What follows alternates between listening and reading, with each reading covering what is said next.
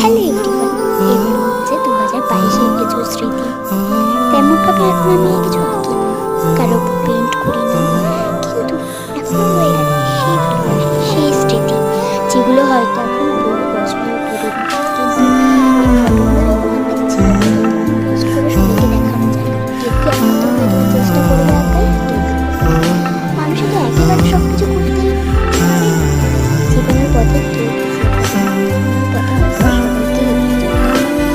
বড় ইচ্ছে করছে ডাকতে, তার গন্ধে মেখে থাকতে, কেন সন্ধে সন্ধে নামলে সে পালায়।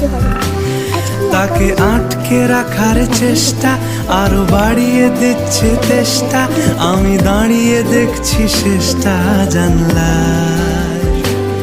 বোঝে না